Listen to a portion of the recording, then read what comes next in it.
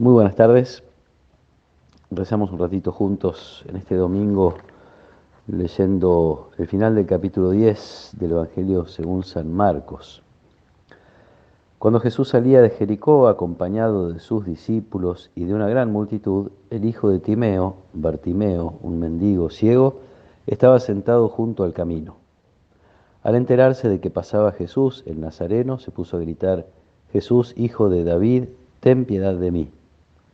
Muchos lo reprendían para que se callara, pero él gritaba más fuerte: Hijo de David, ten piedad de mí. Jesús se detuvo y dijo: Llámenlo. Entonces llamaron al ciego y le dijeron: Ánimo, levántate, él te llama. Y el ciego, arrojando su manto, se puso de pie de un salto y fue hacia él. Jesús le preguntó: ¿Qué quieres que haga por ti? Él le respondió: Maestro, que yo pueda ver. Jesús le dijo: Vete, tu fe te ha salvado. Enseguida comenzó a ver y lo siguió por el camino. Palabra del Señor. Está terminando el camino de Jesús hacia Jerusalén. Lo siguiente que nos va a contar Marcos en su Evangelio ya es la entrada triunfal en Jerusalén, diríamos el comienzo de la Semana Santa, con la aclamación de la multitud que aclama el reino de David, semejante a esta súplica del ciego, lo llama Hijo de David.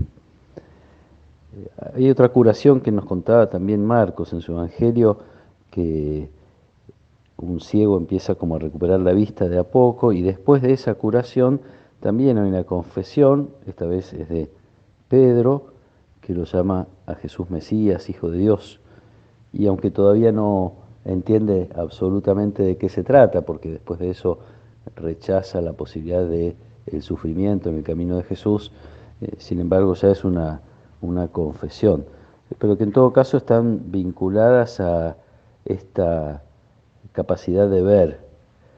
El ciego que está al borde del camino escuchó hablar de Jesús, no lo conoce, pero de todas maneras lo invoca, lo llama, y cuando Jesús dice que se lo lleven, hay quienes lo invitan a levantarse, arroja su manto, que es como la riqueza de un mendigo, es todo lo que tiene, se pone de pie de un salto, va hacia Jesús, y una vez que recupera la vista, dice el Evangelio, comenzó a ver y lo siguió por el camino. Este ver tiene que ver también con la capacidad de ser discípulo, de seguir a Jesús, de poder caminar. Precisamente el ciego no podría por sí mismo emprender un camino, todo es oscuridad. En cambio, cuando ve, se convierte en un discípulo, uno diría un broche de oro para el final de este camino de Jesús hacia Jerusalén, y también una invitación a reconocer, especialmente en este tiempo en que nuestra arquidiócesis está en un proceso de sínodo que tiene que ver con esto, es precisamente caminar juntos, eh, identificar actitudes de la Iglesia, las que hay y las que debería haber, y cuando digo actitudes de la Iglesia digo de los discípulos, de cada uno de nosotros, de cada comunidad. Hay un grupo de gente que va en el camino con Jesús, los discípulos y una multitud. Y a la par o al costado del camino hay una persona que está detenida, limitada, pidiendo, llamando, necesitando ayuda.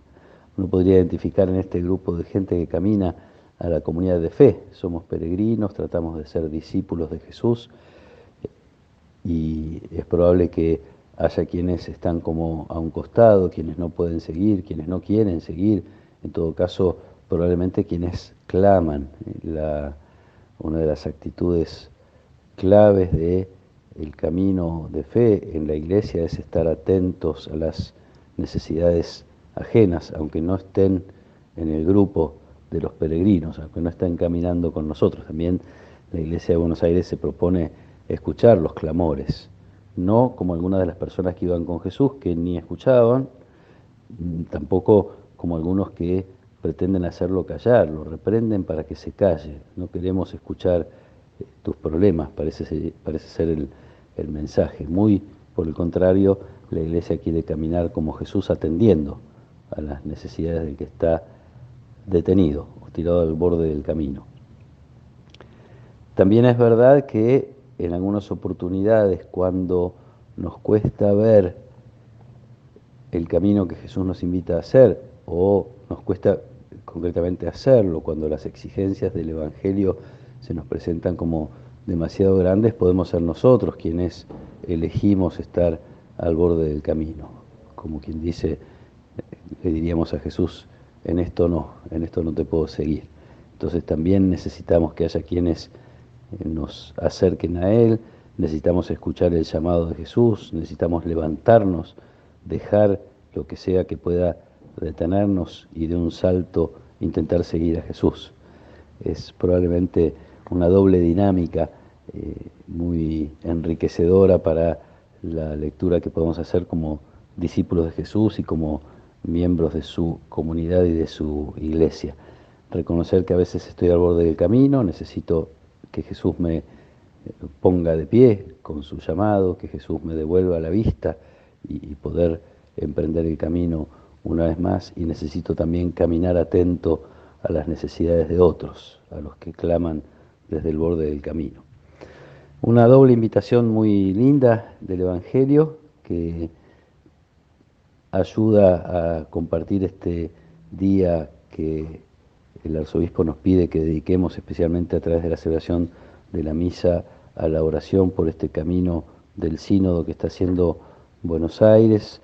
Ayer fue la tercera asamblea, estamos casi en la mitad del proceso final del sínodo, donde algunos representantes de distintos espacios de la Iglesia están buscando identificar cuáles son las cosas que hay que mejorar, de qué manera podemos ser mejor testigos de Jesús en esta gran ciudad con todos sus desafíos.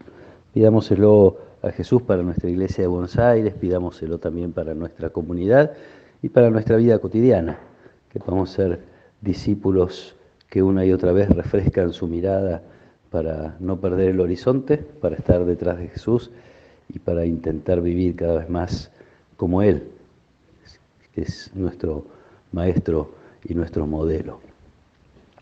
Que el Señor nos acompañe en esta tarde, que Él nos proteja y nos bendiga. En el nombre del Padre, y del Hijo, y del Espíritu Santo. Amén.